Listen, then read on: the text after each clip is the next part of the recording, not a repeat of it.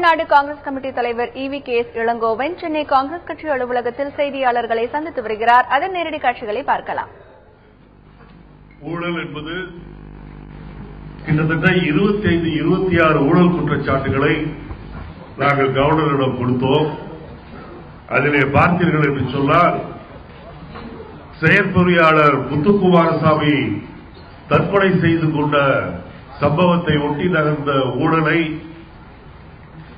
அதையும் அதேபோல் Coca Cola நிறுவனத்திற்கு நிலம் ஒதுக்கிய ஊழலையும் 2 ஊழல்களில் மட்டும் நடவடிக்கை எடுத்ததாக சொல்லியிருக்கின்றார்கள். முத்துக்குமாரசாமியுடைய தற்கொலைக்கு காரணமான அமைச்சர் அக்ரி கிருஷ்ணமூர்த்தி கைது செய்யப்பட்டு இப்போது வழக்கு நடந்து கொண்டிருக்கின்றது. அதேபோல் கொக்கோ கோலா நிறுவனத்தில் ஏற்பட்ட ஊழலை சொல்லிய பிறகு அந்த கொக்கோ கோலா நிறுவனத்திற்கு போட்ட ஒப்பந்தத்தை இந்த அரசாங்கம் ரத்து செய்திருக்கின்றது. அதை தவிர மற்ற குற்றச்சாட்டுகள் மீது எந்த விதமான நடவடிக்கையும் இதுவரை எடுக்கப்படவில்லை. முதல் குற்றச்சாட்டு செயற்பொறியாளர் S. முத்துக்குமாரசாமியுடைய தற்கொலை, 2வது மின் கொள்முதல் ஊழல், 3வது கொக்கோ கோலா நிறுவனத்திற்கு நிலம் ஒதுக்கியதில் ஊழல், 4வது உயர்கல்வித்துறையில் நடக்கின்ற ஊழல், 5வது பள்ளி கல்வித்துறையில் நடக்கின்ற ஊழல், 6வது ஆவின் பால் கலப்பட ஊழல், 7 லேப்டாப் ஊழல், 8 நெடுஞ்சாலைத்துறை ஊழல், 9 பாதாள சாக்கடை ஊழல், 10 ஊழலால் ரத்து செய்யப்பட்ட உடன்குடி மின் திட்டம், 11 டாஸ்மாக் ஊழல், 12 நெல் முட்டைகளில் கலப்படம் செய்த ஊழல், தொழில்துறையில் இண்டஸ்ட்ரியல் டிபார்ட்மெண்டில் நடைபெறுகின்ற ஊழல், மின்சார வாரிய ஊழல். மின்சார வாரிய ஊழலை பற்றி இன்னைக்கு ஆனந்தவுடன் கூட ஒரு தலையங்கத்தை எழுதியிருக்கின்றார்கள். அந்த மின்சார வாரிய ஊழலில் மட்டும் ஜெயலலிதாவிற்கு ஒரு ஆண்டிற்கு 10,000 கோடி ரூபாய் கடந்த 4 ஆண்டு காலமாக கிடைத்துக் கொண்டிருக்கின்றது ஊழல் பணமாக.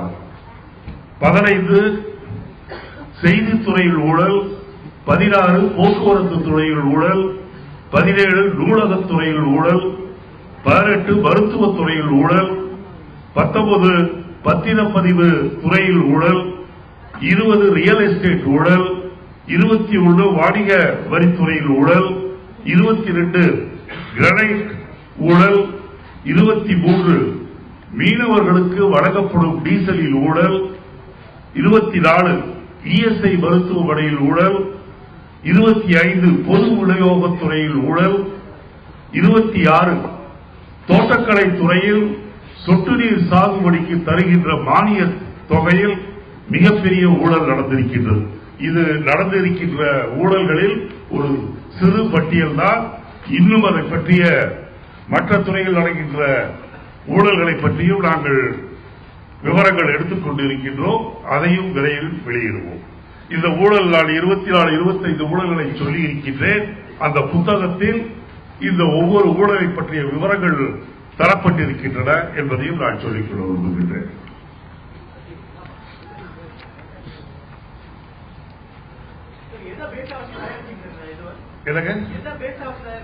Facts and figures. புள்ளி விவரங்கள் நீங்க படிச்சு பார்த்தீங்கன்னா உங்களுக்கு தெரியும். You go through the book, you know, because இது நான் அந்த ஹெட்லைன்ஸ் மட்டும் படிச்சேன். Details R given in the book. புத்தகம். சரி. ஆமா. வெளியிட்டாச்சு. ஒண்ணா ஏங்க இது ஒன்றும் நல்ல விஷயம் கிடையாது. இதை வெளியிட்டு வாங்கணும். இதை வந்து நாங்க ஜனங்களுக்கு தமிழ்நாடு முழுவதும் விநியோகம் செய்ய போகின்றோம். இந்த பட்டியலோடு இன்னும் குறிப்பாக இப்ப வெள்ள நிவாரணம் என்று சொல்லி செய்து கொண்டிருக்கின்றார்கள். அதிலும் புதிதாக ஊழல் நடந்திருக்கின்றது. அதையும் சேர்த்து இதையெல்லாம் தமிழ்நாடு முழுவதும் மக்களிடம் நாங்கள் விநியோகம் செய்ய இருக்கின்றோம்.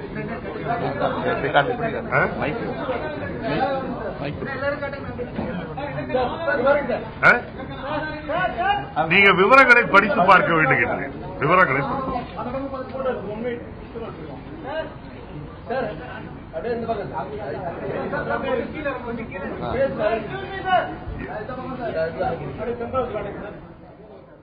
தமிழ்நாடு காங்கிரஸ் கமிட்டி தலைவர் EVKS இளங்கோவன் அவர்கள் இன்று சென்னையில் உள்ள காங்கிரஸ் தலைமை அலுவலகத்தில் செய்தியாளர்களை சந்தித்தார். அப்பொழுது தமிழக அரசின் கீழ் உள்ள பல துறைகளில் கடந்த காலங்களில் ஊழல் குற்றச்சாட்டுகள் நடைபெற்றிருப்பதாகவும் அந்த குற்றச்சாட்டுக்கு தொடர்பாக இதுவரை எந்த நடவடிக்கையும் எடுக்கப்படவில்லை என்று கூறியிருக்கிறார். தமிழக அரசின் பல துறைகள் மீது பல்வேறு ஊழல் குற்றச்சாட்டுகளை தமிழக காங்கிரஸ் தலைவர் EVKS இளங்கோவன் அவர்கள் முன்வைத்திருக்கிறார். கவர்னர் ஏதாவது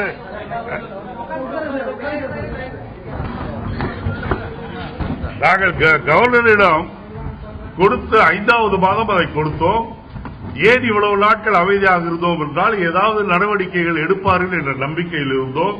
நாங்கள் கொடுத்த குற்றச்சாட்டுகளில் 2 மீது ஏதோ நடவடிக்கை எடுத்திருக்கின்றேன் என்று ஏதோ ஒரு கண்துடைப்பு நாடகம் நடத்தி இருக்கின்றார்கள். அதாவது அரசு அதிகாரி முத்துக்குமார் சாமியுடைய தற்கொலைக்கு கைது செய்வது போல் அந்த அமைச்சர் அக்ரி கிருஷ்ணமூர்த்தியை கைது செய்து பிறகு வழக்கு நடப்பதாக சொல்கின்றார்கள். அந்த வழக்கு கூட நாங்கள் CBI-யிடம் அதை ஹேண்ட் ஓவர் செய்ய வேண்டும் என்றுதான் நாங்கள் வலியுறுத்துகின்றோம். ஏனென்றால் தமிழக போலீசார் அதை விசாரிக்கும் போது அதில் நியாயம் கிடைக்காது என்று எங்களுக்கு தெரியும். அதேபோல் கொக்கோ கோலா நிறுவனத்திற்கு நிலம் வழங்கியதில் தோப்பூர் வெங்கடாச்சலம் என்ற அமைச்சர் ஊழல் செய்திருக்கின்றார் என்று சொல்லி இருக்கின்றோம். அந்த ஒப்பந்தத்தை மட்டும் இப்போது ரத்து செய்திருக்கின்றார்கள். ஆனால் கொக்கோ கோலா நிறுவனம் கொடுத்த தோப்பூர் வெங்கடாச்சலத்திற்கு கொடுத்த அந்த லஞ்ச பணத்தை திரும்பி வாங்கிக் கொண்டார்களா என்று எங்களுக்கு தெரியவில்லை. நாங்கள் அதற்குள் போகவும் விரும்பவில்லை. ஆனால் தோப்பூர் வெங்கடாச்சலத்தின் மீது எந்த விதமான நடவடிக்கையும் எடுக்கவில்லை.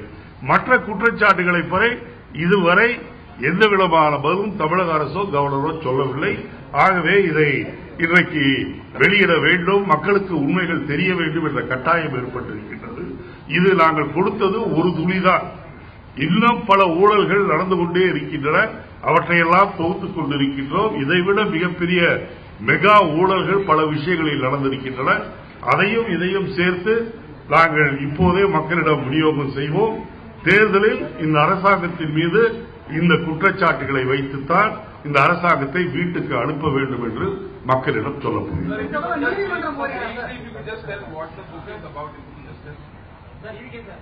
You can go through the book. I have given a copy to you.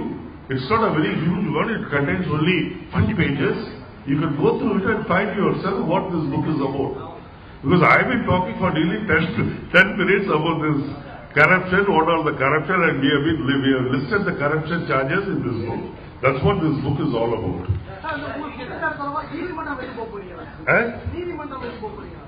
நீதிமன்றம் இதுல பல குற்றச்சாட்டுகள் சம்பந்தமாக நீதிமன்றத்திற்கு போவீர்களா என்று கேட்கிறேன். எங்களை பொறுத்தவரையில் நீதிமன்றத்தை விட மக்கள் மன்றத்தை நாங்கள் நம்புகின்றோம். மக்கள் மன்றத்திற்கு செல்வோம், தேவைப்பட்டால் நீதிமன்றத்திற்கும் போவோம்.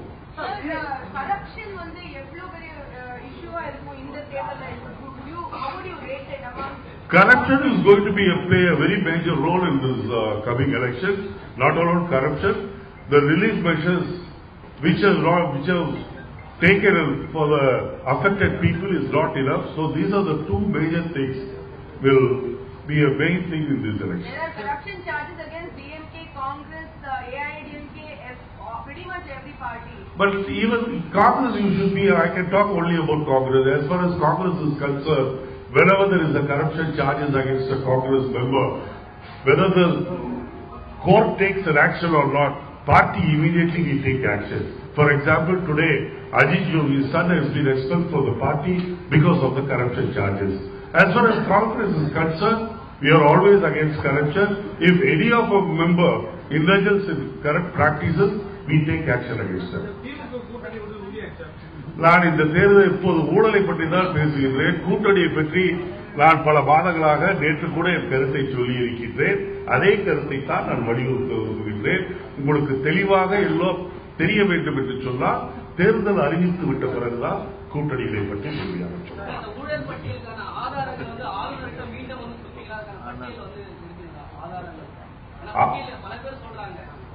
பட் நீங்கள் you should go through the book. அந்த புக்ல டீடைல்ஸ் இருக்கு, அதை நீங்க பார்க்கலாம். Details of are these allegations backed by proper evidence or are they blind loose allegations.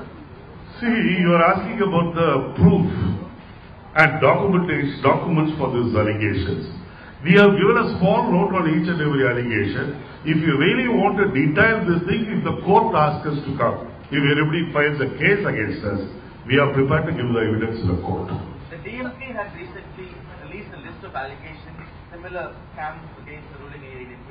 Are you practically working in tandem with the DMK? Definitely not. In fact, we have given this list to the governor in the month of May. So it's almost 7 months over since we have given this list to the governor. So of course every party has the right to expose this government on corruption charges. DMK is doing that duty and we are doing our duty, and we have got nothing to do with the DMK in this particular issue.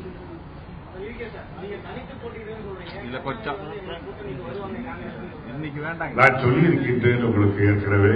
நேற்று வரை கடந்த 2-3 மாதங்களாக கூட்டணியை பற்றியும் தேர்தல் பற்றியும் நான் என்ன கருத்து சொல்வேனோ அதே கருத்து தான் இன்றைக்கும். இதில் ஏதாவது மாற்றம் இருக்கிறது என்று சொன்னால் தேர்தல் அறிவிக்கப்பட்ட பிறகு உங்களுக்கு தெளிவாக புரியும். Entire city being dotted with hoardings and cutouts completely blocking pedestrian pathways by the ruling AIADMK. I really appreciate the court for this because they are going into the details and they go to the extent of condemning this government also for that. I think this issue will be tackled by the judiciary of the state.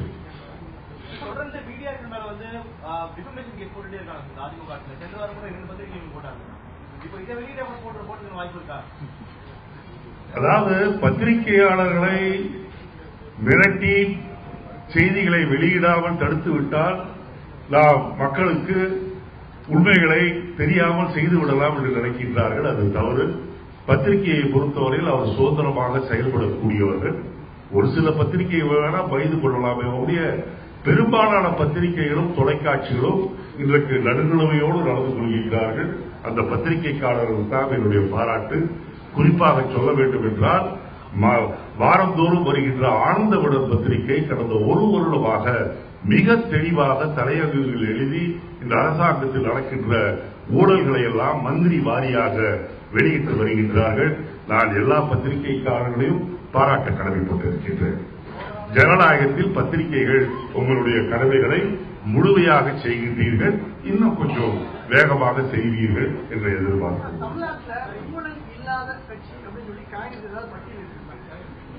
நீங்கள் ஊழல் இல்லாத கட்சி ஊழல் உள்ள கட்சி என்ற விவாதத்திற்கே நான் போகவில்லை. ஆளுகின்றவர்கள் யோகியர்களா அயோக்கியர்களா என்பதுதான் இப்போது வைக்கின்ற கேள்வி. ஆளுகின்றவர்கள் ஊழல் பேர்வழிகள் என்பதைத்தான் நான் இப்போ சொல்ல வந்தேன். ஊழல் இல்லாதவர்கள் யார் என்று சொன்னால், எந்த நாட்டில் ஊழல் இல்லை என்று சொன்னால் அதற்கெல்லாம் என்னால் பதில் சொல்ல முடியும். எங்களை பொறுத்தவரையில் கடந்த காலத்தில் நடந்தது, ஹைதர் அலி காலத்தில் நடந்தது, திப்பு சுல்தான் காலத்தில் நடந்தது, இதை பற்றியெல்லாம் எங்களுக்கு கவலை இல்லை. மோடி காலத்தில் ஜெயலலிதா காலத்தில் நடப்பவைதான் நாங்கள் அக்கறை உள்ளவர்களாக இருக்கின்றோம். ஏனென்றால் இப்போது நடைபெறுபவை திருத்தப்பட்டால்தான், தண்டிக்கப்பட்டால்தான் வருகின்ற காலம் தூய காலமாக இருக்கும் என்ற காரணம்தான். ஊழல் பட்டியல நீங்க ஆதாரத்தோட வெளியிட்டீங்கன்னா கோர்ட்டே வந்து சுமோட்டோ கேஸாவது இருக்கிறதுக்கான ஒரு வாய்ப்பு இருக்கும். அந்த ஆதாரங்கள் வந்து நான் உங்களிடம் கொடுத்த இந்த புத்தகத்தை தயவு செய்து படித்து விட்டு பார்த்து ஆதாரங்கள் பத்தவில்லை என்று சொன்னால் நாளை நீங்கள் என்னிடம் தனியாக வந்தால் நான் ஆதாரங்களை உங்களுக்கு தனியாக காட்டுகின்றேன். Please go through the book.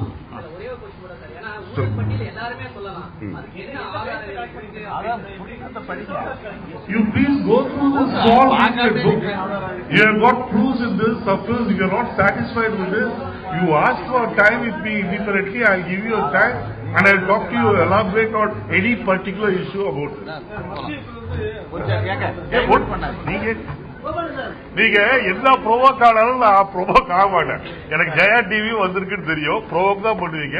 நீங்க என்ன திட்டா கூட நான் அப்படியே கேடு. ஏன்னா today I made up my mind not to get provoke. I just want to address the media people, so I am doing it. And sincerely, when you have raised your doubts, I am trying to clear your doubts.